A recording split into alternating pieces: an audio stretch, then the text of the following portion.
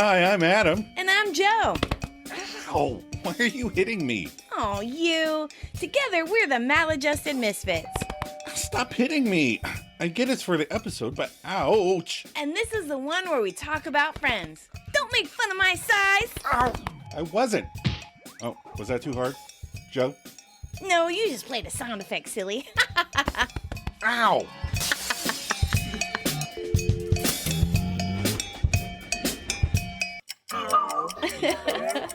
Welcome, Misfits, and hello to any new Friends fans that have stumbled across our podcast. Every week, we rewatch the next episode in sequential order because that makes the most sense. And we break it down. And look up trivia. And give our own maladjusted take on the whole babies and marriage and everything to do with babies and marriage episode. We try to make each other laugh. And fingers crossed one of you too. That's true. Hello. Well, hi. How are you? Okay. I'm off work today. Yes, it's the holidays. Right. I have no idea what day it is. I just know that the Stranger Things finale comes out tonight. Well, then it's New Year's Eve. Okay. But what day of the week? I don't know. I know. It's like I read a meme that said something between like Thanksgiving and New Year's Day. You can never tell what day it is because Right. you're off and working, and it's Right. just weird. I don't like when the holiday falls in the middle of the week. Yeah. It sucks. It's funner when it's on the weekend. Yeah. But we should probably wish all these misfits a Happy New Year, right? Yeah. Happy New Year, everybody. Yeah. Thanks for listening. Thanks for being misfits. We couldn't do it without you. That's right. Next year's going to be 26. 26. I was like, what are you doing? I'm trying to think of what year it would be. 2026. Yeah, the 20s have been disappointing so far. Yeah. I was expecting more flappers. And, Yeah. From 20 to and 26. and bootleggers. Yeah, you know? it's just been not what we expected. But here's to a new year. All right, what's the episode we're doing today? The one with the girl who hits Joey. Tell us what the IMDb plot is. Well, Ross makes enemies out of his new neighbors. Chandler freaks out about his relationship with Monica. And Joey dates a girl who likes to playfully punch him, but she doesn't realize she punches him too hard, and Joey is reluctant to tell her. Our episode director is Kevin Bright. Kevin B. Yeah, we know him as our producer, sometimes director of Friends. Mm-hmm. He also directed Joey and Man with a Plan Yep. Matt LeBlanc. Mhm. But this year, he produced a documentary called It's Dorothy. Ooh. Dorothy Gale's journey began in the wonderful Wizard of Oz 125 years ago. Through numerous adventures and reimagining since, she's evolved into a cultural icon. Oh, wow. Yeah, so he directed a documentary about Dorothy. Fun. Interesting. Yeah. Mhm. Our episode writer is Adam Chase. Aw. Adam was producer of Friends for 101 episodes, seasons 2 through 6. He was a writer for 53 episodes. Wow. And this is his only credit in season 5. He has 3 more in season 6, and then he moves on. Funnily, he has 1 soundtrack credit.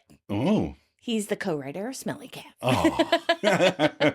With Phoebe's dad. Because, you know, It's like, oh, yeah. right, because he they did stole the tune from exactly. Sleepy Girl. Sleepy Girl, that's right. When was our original air date? The original air date was February 18th, 1999. That week, we only had 2 new movies to the box office top 10. Oh. Entering at number 8, the Mike Judge cult classic Office Space. Oh, yeah. Good Starring movie. Ron Livingston, Stephen Root, and our friend Jennifer Aniston. Everyone should go watch Office Space. It's fun. It is fun. So what it is Deeper that and you deeper. do here? I say that at work all the time. And the other newbie was October Sky, Oh. starring a little Jake Gyllenhaal as a real-life Homer Hickman, a coal miner's son who was inspired by the first Sputnik launch to take up rocketry against his father's wishes. Presumably, the father was mad that rockets don't run on coal power. So weird. Is that really why he was mad? I remember seeing the movie. I don't remember. I think it was one of those. You got to do what I do. Oh, you gotta take Coal on- mining will kill you early, son. You got to get into it early. Yeah. So my parents, my mom's parents, moved out of Kentucky because they didn't want my uncle to go into coal mining. And this guy's Right. like, no, you got to do what I do. All right. Are you ready for some trivia? I am ready for some trivia. In the one where everyone finds out, Ross visits Ugly Naked Guy to try and convince him to let him rent the apartment. When he opens the door, the number on the apartment door is 201. Okay. In this episode, the number is changed to 3B. Oh. My theory is that it's much funnier to say 3B with disdain than 201. Get out of here, 102. 3B. 102. 201. 201. 201. See? Get out of here, 201. Yeah, 3B sounds funnier. Isn't it? Ross is called 3B by the other residents of his new building. Schwimmer played Josh 4B Goldstein, nicknamed after his apartment number on NYPD Blue in 1993. Yeah. Isn't that funny? Oh. His name was 4B. Oh, that's fun. Maybe that's why they changed it to 3B. Weird little joke. I saw one of those where he was... Where he was in it? Yeah. Oh, that's funny. I was like, what the hell is David Schwimmer doing in this? Where was everyone for Ross's party? It seems strange that only Phoebe attended Ross's party. Anytime there was a party at Monica and Rachel's, everyone attended. Yet Ross has a party and only Phoebe comes? Despite the others seemingly have nothing else going on. I talk about that later. I thought it was pretty funny. They were not on board with his principles. When Chandler proposes to Monica to prove that he's not afraid of a serious relationship, they kneel down together in the living room of Monica's apartment, and this is the exact same location and position they are in when their real proposal happens in the one with the proposal part 2. Aw. Season 6, episode 25. Wow, that's ways away still. It is, yeah. When Ross hugs Joey and Rachel in the opening scene, both Joey and Rachel's hands are under his left arm, and Joey's forearm crushes Rachel's wrist. Oh, I saw that too. When they separate, Rachel shakes her injured wrist and mouths, I ow. was like, oh. Isn't that funny? You hugged too hard. This is the second episode in a row that Ross is portrayed as cheap, and it comes up again. He spent $12 on the mini muffin basket and won't pay $100 for Howard the handyman. Yeah. So, what are your episode reactions? Well, I think this is a fun one. I enjoy Ross getting picked on for his principles and overstepping on his joke with Rachel. I find comfort in the fact that Chandler and Monica always want to solve their problem instead of making things worse. Ross and Rachel. And we get Punchy Brewster, which I'm convinced one of the writers called the character Punchy Brewster at some point. Uh-huh. And then that's why they got... Soel Moonfry. Yeah. That's funny. I like this one too. They don't know that we know they know is over. Yeah. Joey's cute dating of Punchy Brewster is funny. Ross's party sets the scene for the continuation of his craziness. And the proposal from Chandler is very funny. I mean, it's hilarious that one day after declaring his love for Monica, Right. he freaks out about the relationship. Is it though? You're right. It's still a fun episode. Are you ready to do some favorites? I am ready for some favorites. Joe, what's your favorite line? Oh my gosh. I do like when Mom says, hey bro, what's up? At the very beginning. Yeah, I do love that part. She's just so matter of fact. I can Nothing's handle going Ross, on. yeah. But I'm going to go with Rachel when Chandler is proposing to Monica. And she's holding her face and she goes, oh, I cannot look at it. Oh.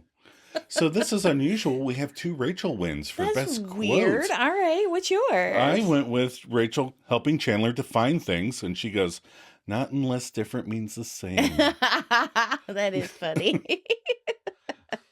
My favorite moment is when Joey tries to tell Katie about the punching, and he goes to sit down next to her, and then ends up sitting on the arm of the couch. Like, no, that's too close. Yeah, I'm back within hitting range. And as much as I love Ross sitting alone at his party, I am instead going with when Rachel and Katie are sparring in the perk. And then, I mean, when Rachel kicks her, I laugh every time. It is so funny. She just hauls off and kicks her. A favorite outfit. While I do like Monica's outfit in the opening, she has army green pants, an ombre sweater. She looks really cute. I'm going to go with Phoebe's party dress at Ross's with that necklace. It looks like a basket of flowers. Oh. It's fun. It's colorful. I think it's flattering on her. I'm going to go with that. I did not like that outfit. I didn't say I would wear it. I just said I liked it. What about you? Well, I'm going to go with Joey dressed in all of Chandler's clothes again as he, bulks up. So Katie won't hurt his little bitty arms and bones.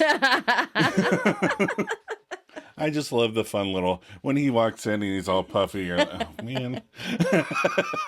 I like how you called it. He's wearing all of Chandler's clothes. All right, themes we explored in this episode. Theme 1. The thing is the principle of the thing. That's what the thing is. It's the principle of the thing. Remember that Bob's Burger where Bob has the principles? Yep. And then they go, oh, no, not with your principles. And then they flash back to him saying it's the principles in like 10 different locations. Theme 2, girl punches. They actually still hurt sometimes.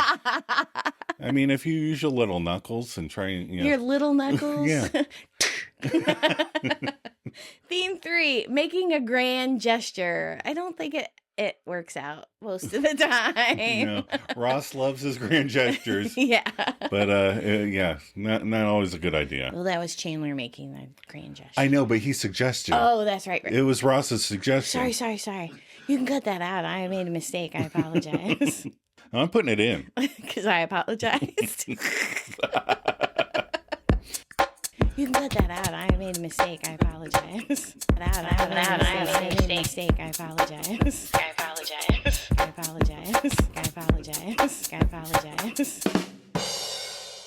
And theme 4, Ross continues to be lame. A new apartment does not equal a new Ross. No, in fact, it gets worse. All right, we're going to take a quick break before we break down the episode. We'll be right back.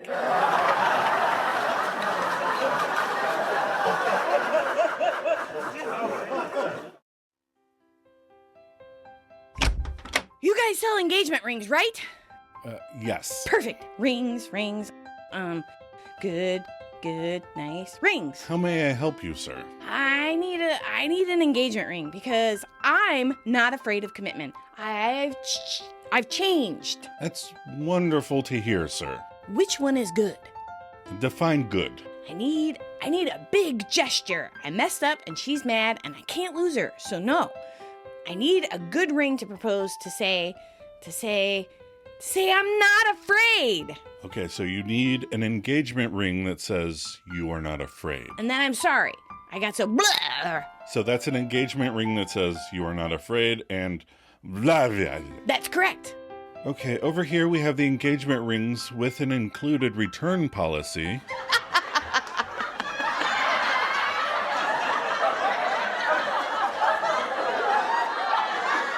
All right, we're back. We are back. Well, this week we have an unusual opening for Friends. We just pick up moments right after last week's tag left off. Yeah. Ross is having run across the street. I mean, he could have stopped for a falafel first. I don't know.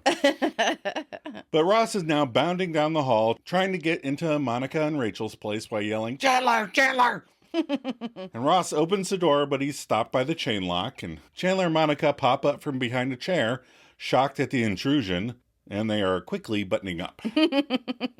Ross continues with his face wedged into the door opening, shouting, Chandler, I saw what you were doing through the window. Chandler, I saw what you were doing to my sister. Now get out of here.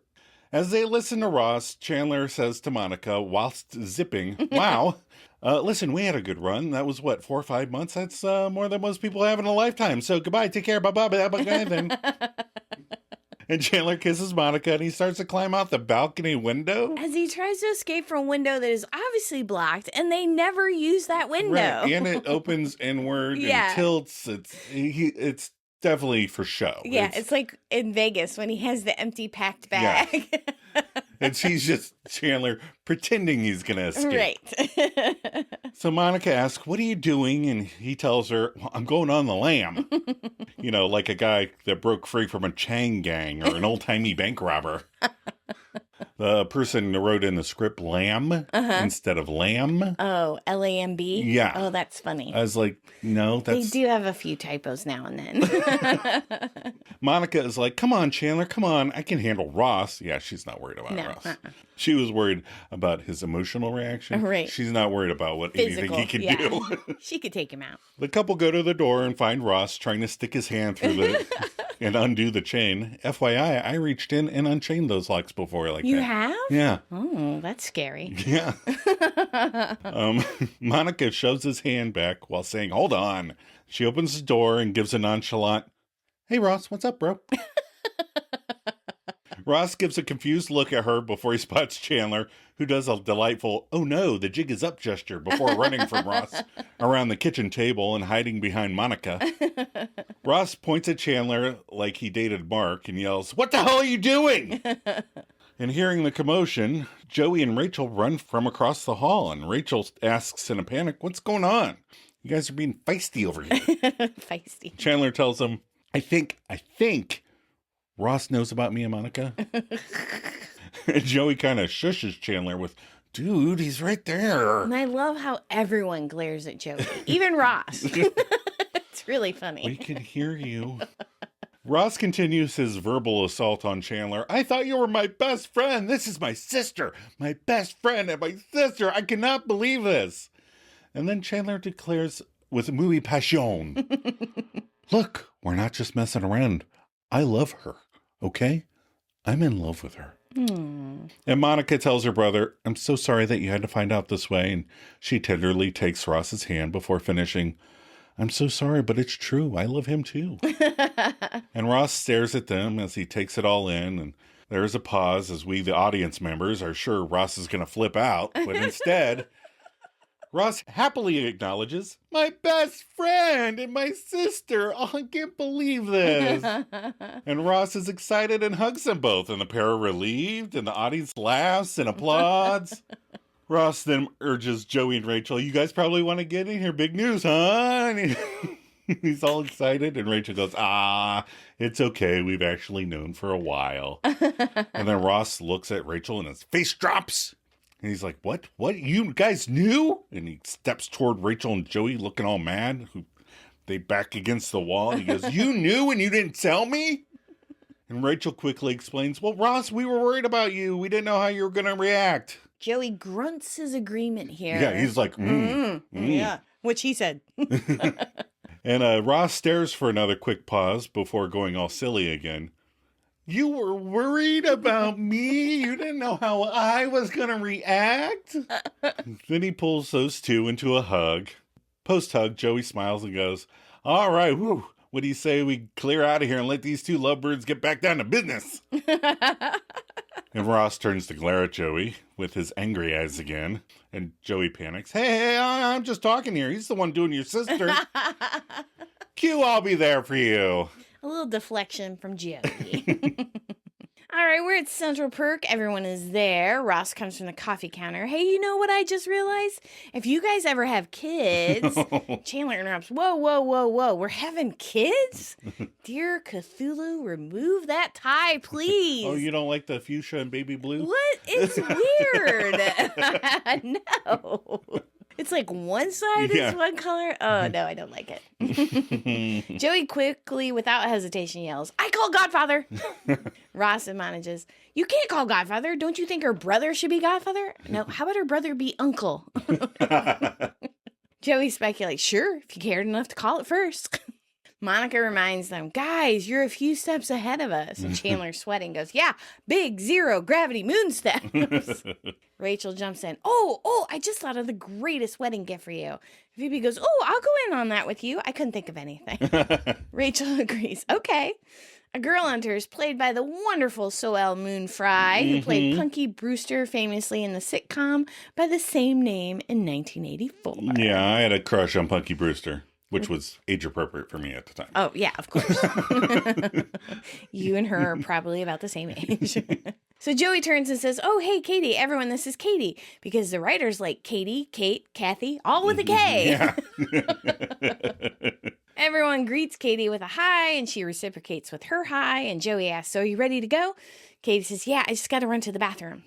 Joey points, oh, sure, it's right back there. And Katie asks Joey, hey, where are we going to lunch? Joey says, I was thinking Chinese food. Katie hits him repeatedly and says, oh, I love Chinese. How'd you know I love Chinese? Whoa. She heads to the bathroom and Joey sits back down. Rachel coos, she is so cute. You could fit her right in your little pocket. And then we have a Phoebe cut line where she adds to that saying, she could fit in that little pocket inside the pocket. That's cute. Joey shrugs. I don't know. I mean, I like her a lot and she's really nice, but Monica questions, but what? Joey shyly, she keeps punching me. They all laugh at Joey. Monica asks, in that cute little sweet way she just did? Joey and Adam say, hey, it's a lot harder than it looks. It gets annoying after a while. Then he whispers, she's hurting me.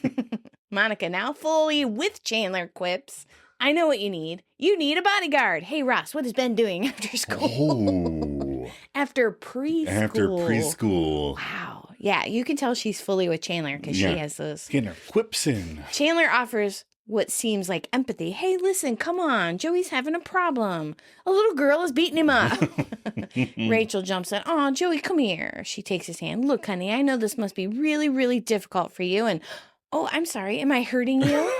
They all laugh again, but Joey is not happy. Yo, he's like, why aren't we picking on Ross? What's going on? Right. His time's coming. Don't worry. Speaking of which, then we're at Ross's new apartment. He's unpacking after having carried all of his boxes across the street.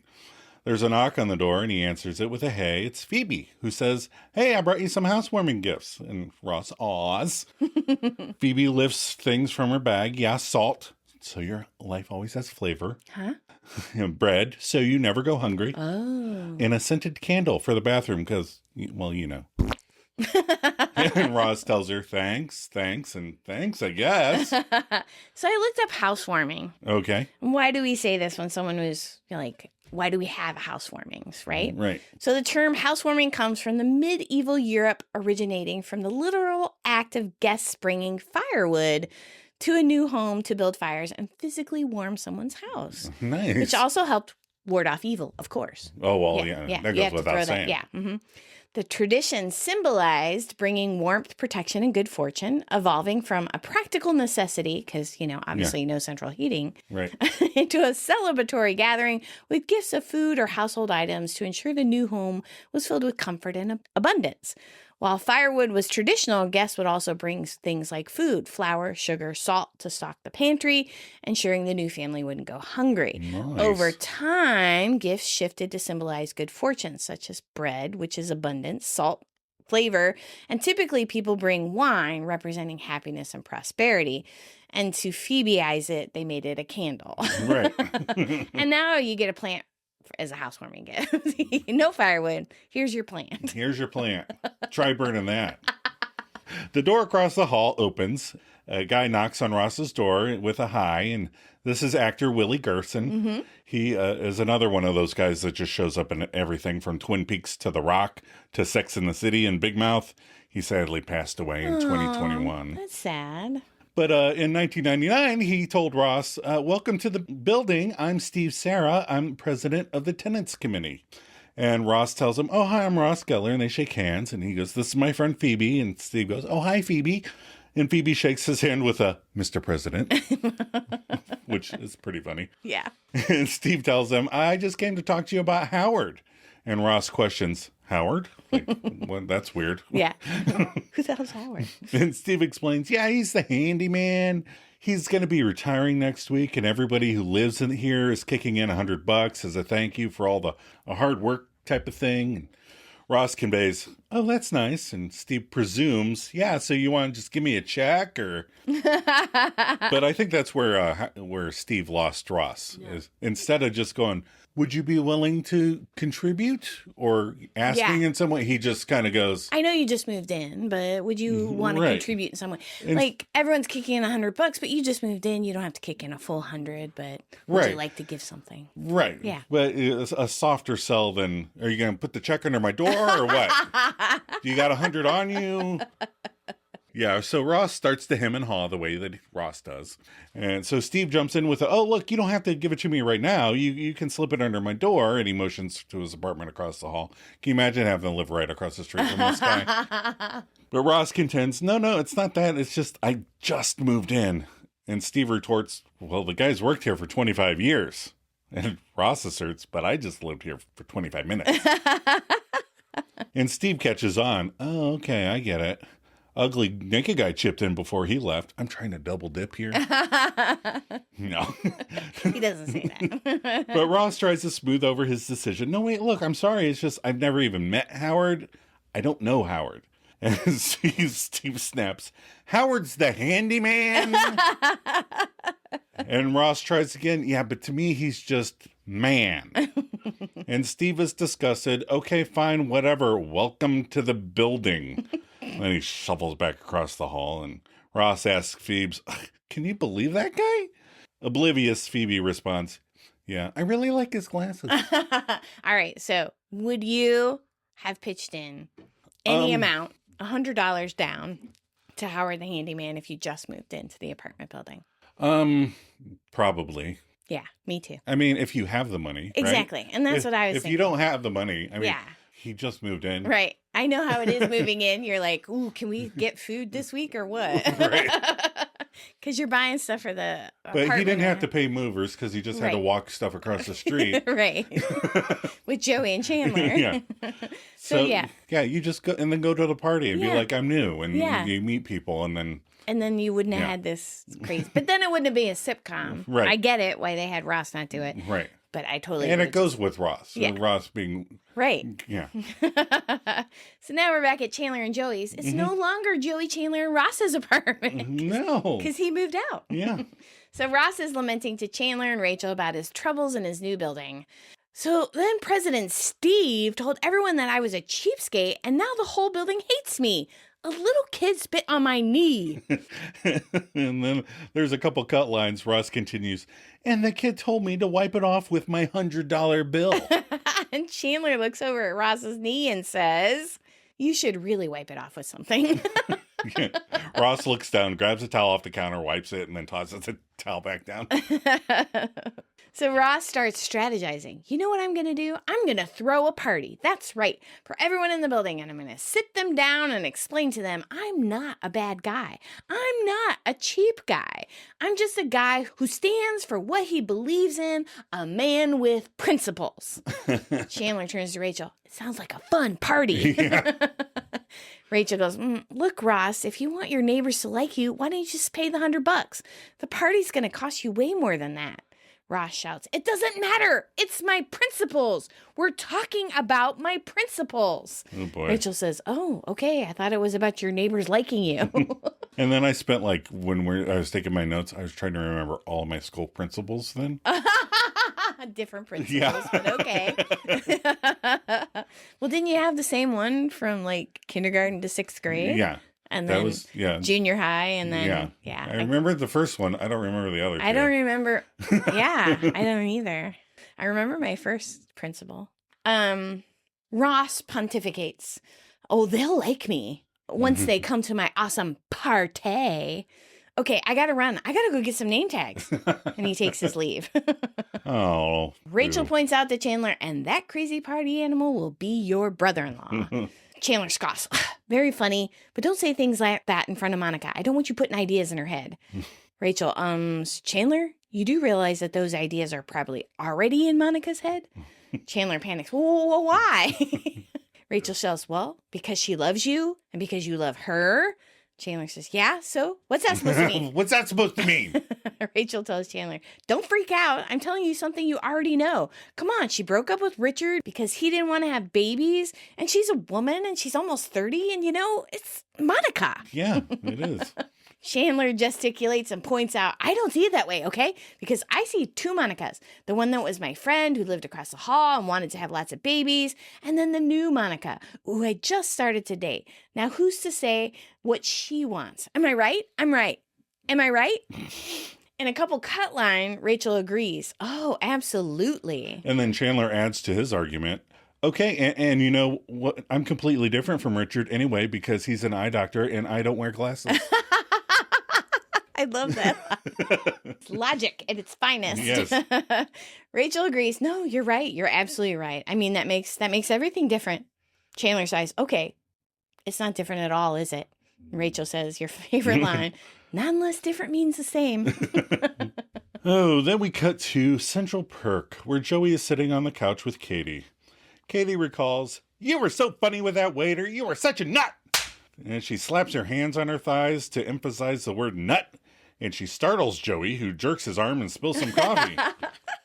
Joey sets down his hot brown and admits, Oh my God. you know, breadstick fangs are always funny. Rachel thinks so. Yeah. Mhm. Katie excitedly argues, "No, you make him funny. You're the funny one." And then she punches Joey's arm like 20 times or something. It's hard to count because her little arms are flailing about. And then Joey stands up and backs away from Katie's punch reach. And as his bruise is blackened under his shirt, he confides to her, "Katie, look, listen, we need to talk, okay?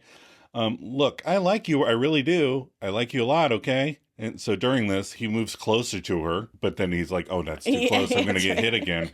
Which is when he slides over to the arm of the couch. Which I love. And he goes, "But sometimes when you playfully punch me like that, it feels like someone's hitting me with a very tiny, but very real bat." And Katie derides that opinion. "Oh, like I could hurt you. Are you making fun of me because of my size?" And she stands up to scold him.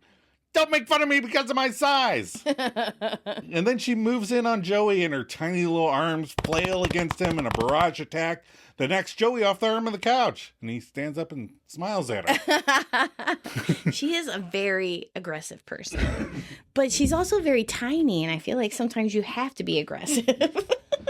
You don't have to be so aggressive that you're punching your love all over somebody. I never punched you like that. I would always just like turn and punch your arm when you said something inappropriate. Now I just go, ugh. Which was all the time, so my arms would hurt. All right, we're back at Chandler and Joey's. Chandler and Monica are curled up on one of the Barca loungers. Monica moans, "Isn't this great?" Chandler responds with a moan of approval. Monica questions, "Couldn't you just stay like this forever?" Oh no, she dropped the F word. Chandler's eyes snap open. She repeats, "Chandler, couldn't you just stay here forever?" Chandler nervously gets up. "Yeah, here, somewhere else, you know, wherever.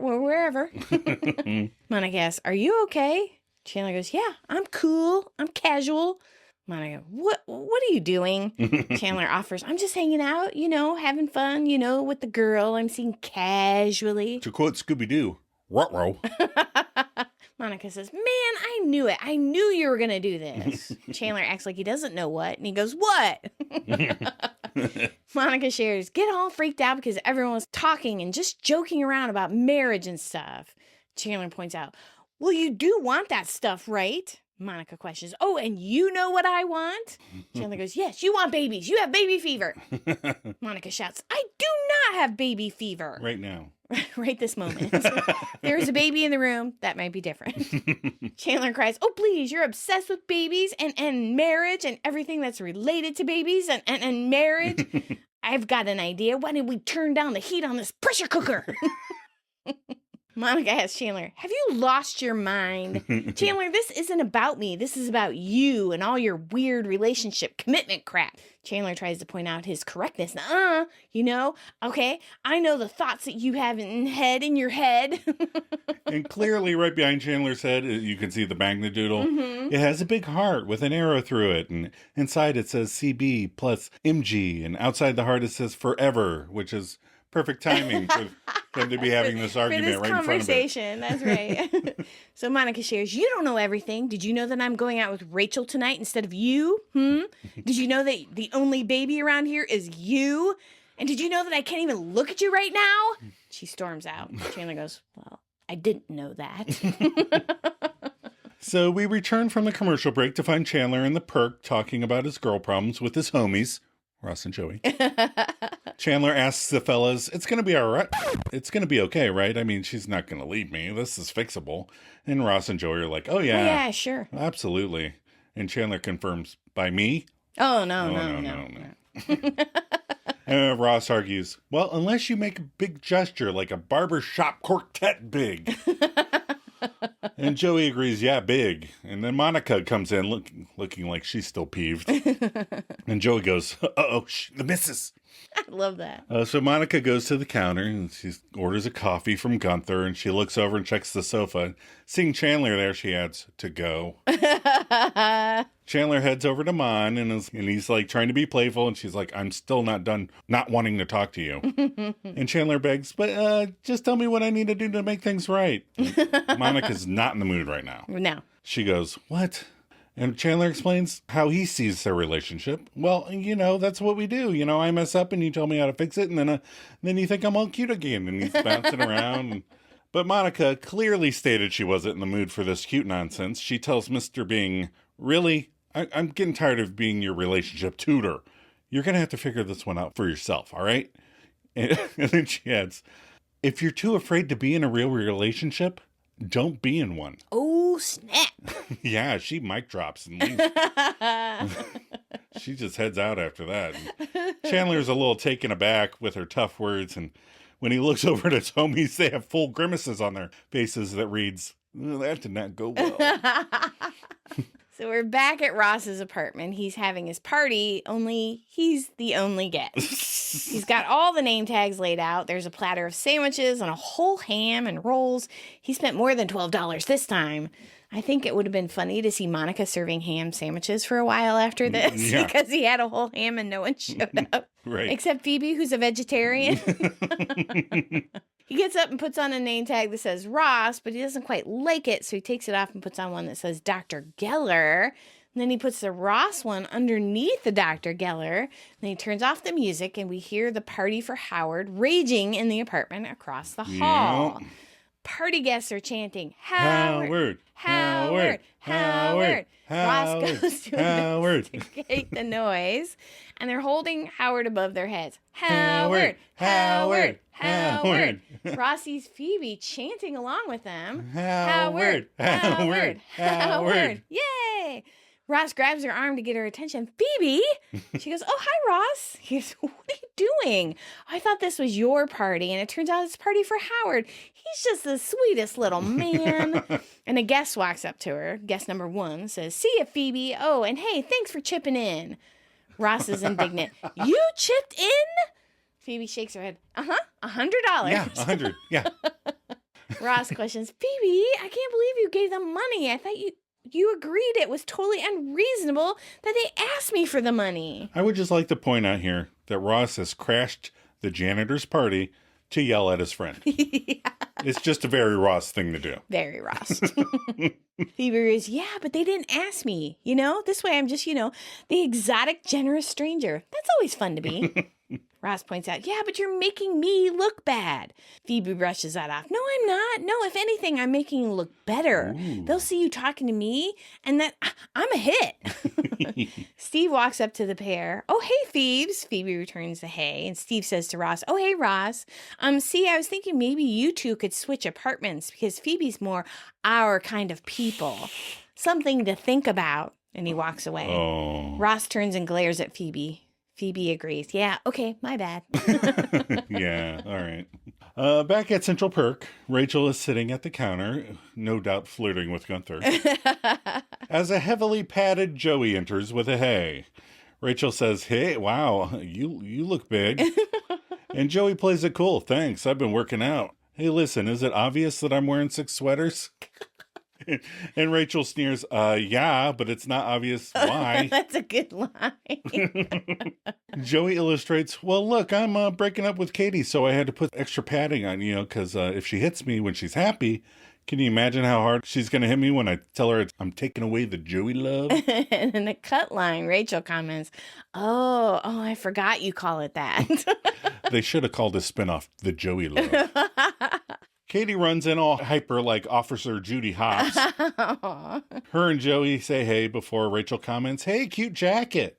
And Katie goes, oh, thanks. That's so sweet. She says that with her words and her fists. Does she have that overcompensate Napoleon thing that short guys get sometimes? I don't know. Or she grew up with a bunch of dude bros. I don't know. I think it's like my thing, and you point it out to me all the time, is when I laugh, I usually touch somebody. Yeah. Like when you're sitting next to me and I'm laughing, I turn to you and I touch your arm or your hand or your leg. And so that's like, and I used to punch you when you were being goofy. Right. That was just, I think it's just, I want that physical contact. I don't know. I'm trying to over explain a sitcom. Right. But that's why I touch people when I laugh. It's like I want that contact. All right, back to the show. Back to the show. You can cut that out if you want. No. Rachel grunts, ow, and Joey signals to her like, what'd I tell you? See, it hurts, right? And Katie responds with, oh, ow, did Joey tell you to say that? You guys are too much. And she unleashes a battery of punches at Joey. Then she turns and unloads another attack onto Rachel, too. She's getting both coasts, east and west. She's like a psychotic bird flapping around, both mad and happy at the same time. And Rachel goes, whoa! Then she does that warning laugh that I just did, like, oh, wait. Yeah. You like, crossed the line. You crossed the line. And she goes, you know what, Katie, I think you're the one that's too much. And she delivers a couple solid punches to Katie. That's kind of projected that playtime's over. Yeah. You know, she's kind of like, these are actual punches. But Katie didn't pick up on that. And Katie kind of laughs psychotically like Harley Quinn and goes, Joey has the nicest friends, before striking a hard blow on Aniston's shoulder. And Rachel goes, oh, and the nicest girlfriend, and she retaliates. And Katie, who can't take a hint when it's punching her in the arm, says, you're so sweet, and delivers another hard wallop. And Rachel spits out, oh, you're so sweet. And then she kicks Katie right in the shin. And Katie hollers, ah! And she grabs her leg in pain. And she turns and looks up at Joey going, Joey, she just kicked me. Huh? Well, aren't you going to do something? I like how Joey's just, But Katie's now pissed. I want to see how this plays out first. That's what he's thinking. Yeah. She's pissed, but she's so small and cute. It's like when Cooper barks at the dogs on TV. She warns, you better do something or I'm going to walk right out that door. Well, and she kind of looks back at Rachel all mad. Are you gonna? And Joey shakes his head and goes, nah. Katie storms out, and after she's left, Joey and Rachel celebrate the quick breakup. Yeah. They're like, yeah, that worked out great. He hugs her, like, thanks. We should do all our breakups together. So we're back at Howard's party. Phoebe is talking Ross up to 2 more partygoers. Ross is not happy about it. No. Ross trying to get Phoebe's attention. Phoebe ignores him and continues her conversation. That's what I'm saying. And she laughs. Ross tapping her on the shoulder. Phoebe. Phoebe goes, ooh. Turns to Ross. Ross whines. Although the situation certainly calls for his whine. Mm-hmm. Look, this is a disaster. Can I please just go? Phoebe says, no, I'm talking you up to people. Just give it a little time, all right? Relax. Get something to eat, okay? They go to the food table. Ross says, so, what do you tell them about me? Phoebe offers, oh, I was telling them about you and Emily, trying to get some sympathy. Ross goes, oh, he cuts himself a piece of cake. And Phoebe relays, but somehow you came off as the bad guy. He goes, what? Phoebe says, yeah, I think I told it wrong. We should talk about that because I don't totally understand what happened there. No, you understand. Ross was just kind of the bad guy there. Ross takes a bite of cake. Oh, this cake is really good. I really enjoy how they show the cake once, but they don't focus on it as he's cutting it. You don't necessarily realize unless you looked. That it's the first piece coming out of the cake. Yeah. Phoebe points out, okay, see, things are looking up already. An old lady guest sees the cake and goes, oh my God, someone cut Howard's cake. I just like her voice. Ross tries dumping it into a nearby plant. Who would do a thing like that? Steve goes over to look at Ross, who's trying to look cool but has frosting on his lip. Yeah, he can't even eat cake. So we had Christmas with your family, and I made sugar cookie martinis, right? Yeah.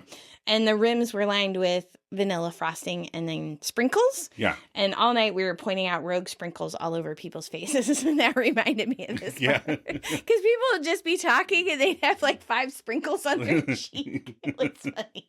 Steve shouts, 3B. See, isn't that funnier than 201? Yeah. Yeah. All the guests are disappointed. Oh. Steve says, okay, you got your free food. You ruined everyone's fun. Don't you think it's time you went home? Yeah, leave. And they all yell, yeah, get out now. Steve goes, go back to 3B, 3B. Phoebe goes, all right, everyone calm down. Everyone calm down. I have something I'd like to say. Who here likes Ross? Ross is the only one who raises his hand, and Phoebe glares at him to put it back down. Of course you don't like him. He didn't give you any money. He raised his own hand when I asked who here likes Ross, and he's wearing 2 name tags. Ross covertly takes one of his name tags off.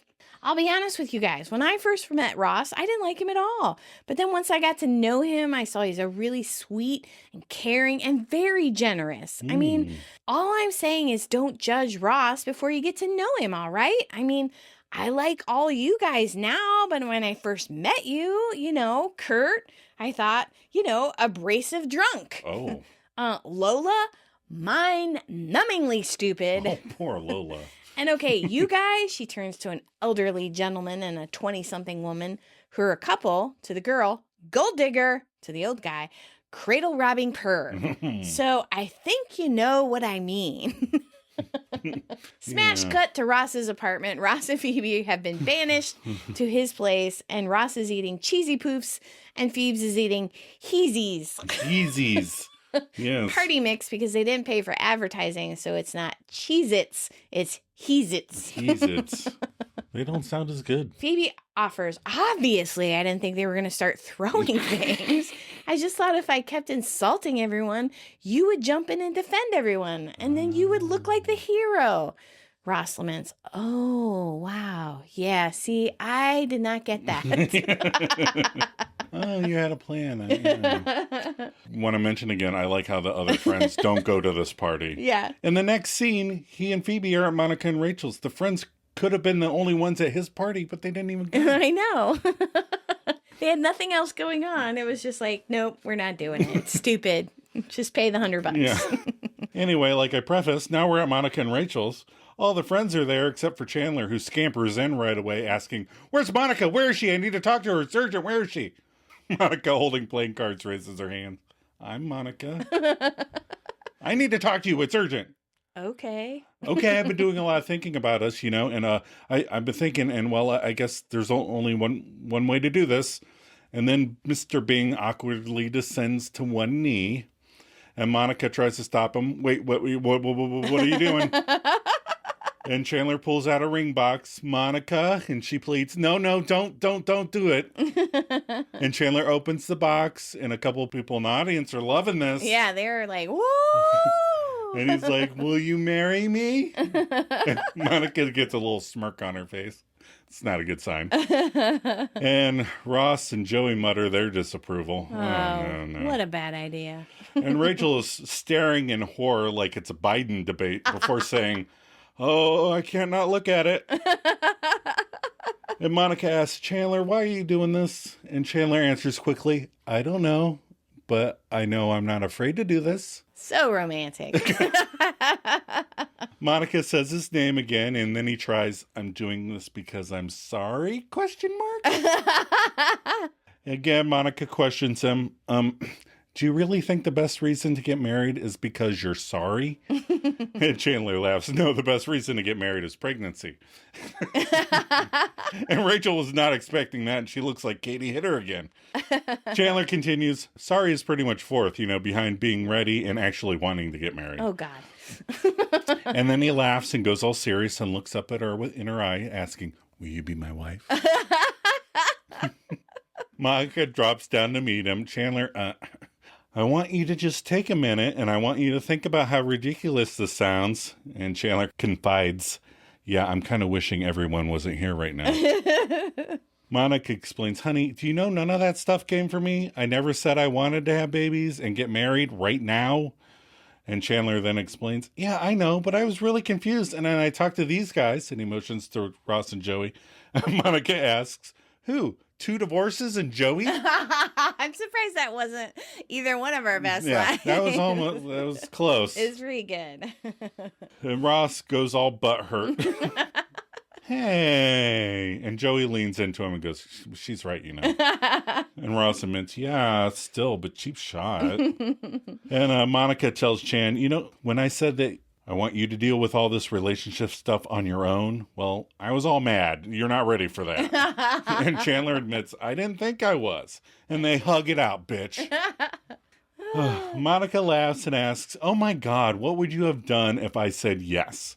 And Chandler replies kindly, I would have been happy because I would have been able to spend the rest of my life with the woman that I love. Aww. And then he has to smack some Chandler on there, so he adds, or you would have seen a Chandler-shaped hole in that door. And he turns and points at the door.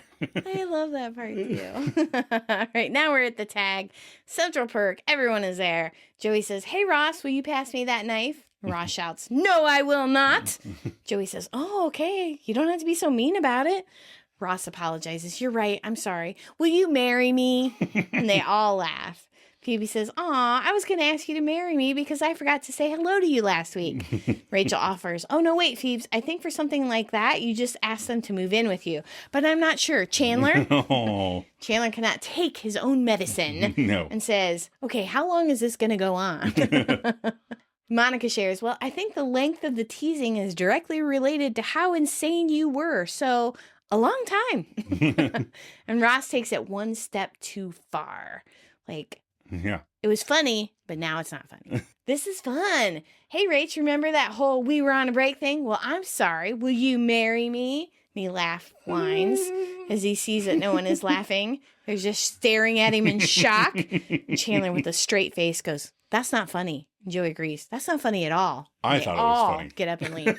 It was hilarious. They all get up and leave. Cut and print. Cut and print. That's the end of the episode. We're going to take another short break. We'll be right back.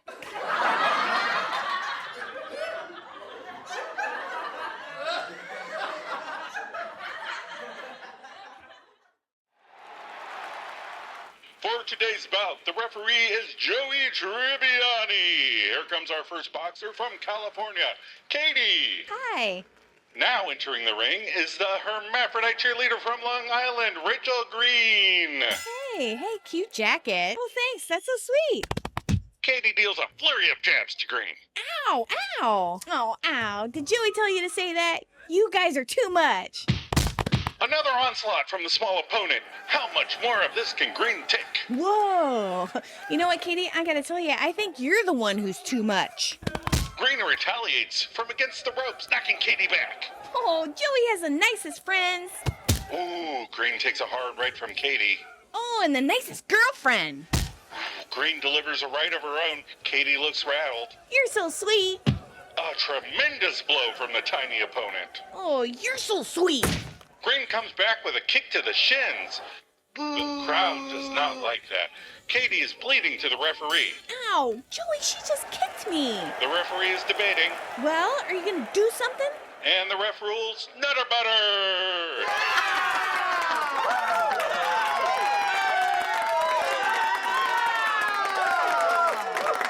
All right, we're back. We're back.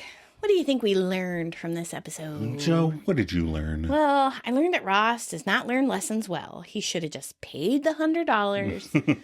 And that we were on a break joke at the end. My Cthulhu, get a clue, man. Oh, and don't mess with Rachel. She goes for the shins. Yeah, Ross lucked out. That's right. I learned that it really helped Chandler to date somebody that knew his history. Yeah. Monica knew why he was acting strange. Somebody else might not have figured it out. And when he started acting weird, they would have just let Chandler mentally check out of the relationship. It's true. It's good to know that history. It is. What are your final thoughts, Adam? Well, when I tell Joe she hits me too hard, she just hits me again. Oh, shut up. And I would have paid the $100 if, of course, I had it, just not to start off on the wrong foot. Path of least resistance. Right. And I don't care what neighbors think. It's like a part of my brain is missing. All right, what was our sweater vest tracker? Well, the prior count was 5. Yes. Today we had 0. 0. There was a lot of sweater vests at Howard's party. There were, yeah. I but wonder if none any on of them Chandler. were Chandlers. Our Magnadoodle, we had the heart with an arrow and CB and MG forever. Aww. What was our rating for this episode? The rating is 8.3 out of 10 stars with 5,600 ratings. All right. That's not bad. Yeah. So I posted on social media. We had one person write in, one of our favorite fans, Terry R. Terry. She said the whole Punchy Brewster hitting Joey is funny. Man up, Joe. Although very annoying characteristic, I'm sure. Yeah. I feel so bad for Ross. He did just move in. So for once he was completely justified in his actions. He should have just waited to eat the cake, especially when no slices were missing. Come on. Well, I think it's funny that he could have just opened the door and been like, people can wander in here too. Yeah, you can have some. I have so much food. Right. We can have Howard's party can be bigger. Yes. Too funny. What's next week's episode? Next week is the one with the cop. What's our synopsis? Phoebe finds a police badge in Central Park and the power goes to her head. Joey has a dry dream about Monica. Oh my God. And Ross attempts to pivot a new sofa into his apartment. Oh my gosh. See, that's so funny because I never would have thought that. I do this all the time. I've watched it so many times. I didn't know the cop one coincided with these two other things. Right. Because, the pivot one is so important and funny on its own. You don't associate You're looking it. for the one where Ross moves his couch. Right. Nope. Nope, it's the one with the cop. I do like when Phoebe gets the police badge, so she's kind of funny. All right. Are you ready for some maladjusted content? Sure. All right.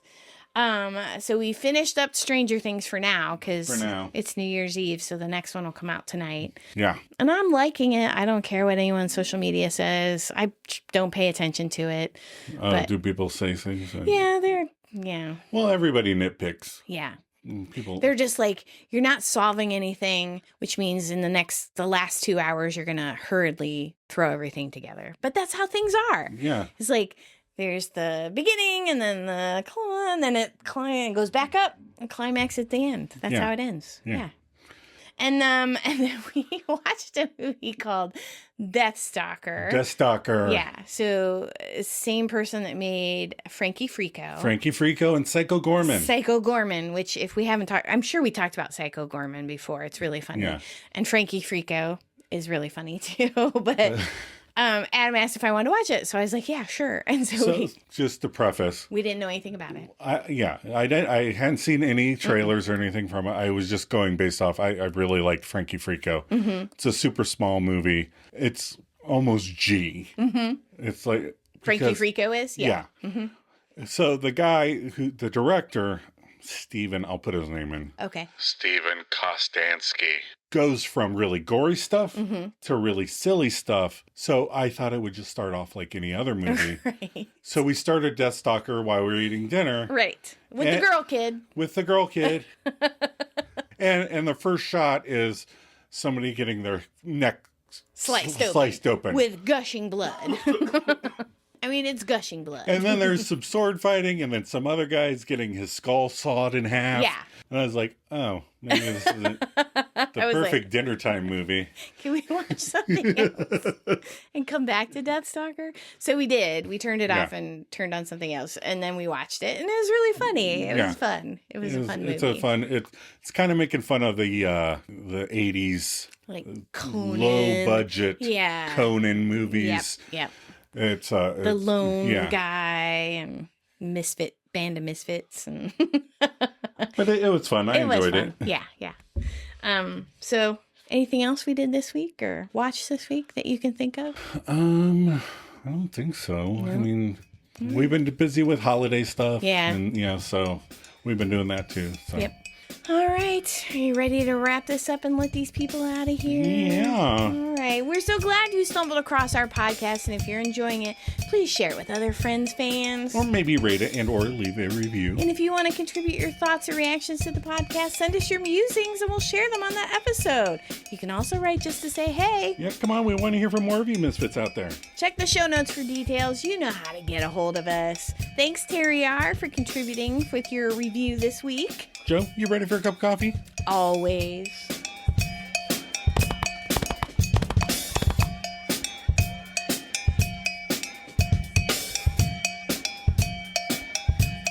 Or you would have seen a Chandler-shaped hole in that door.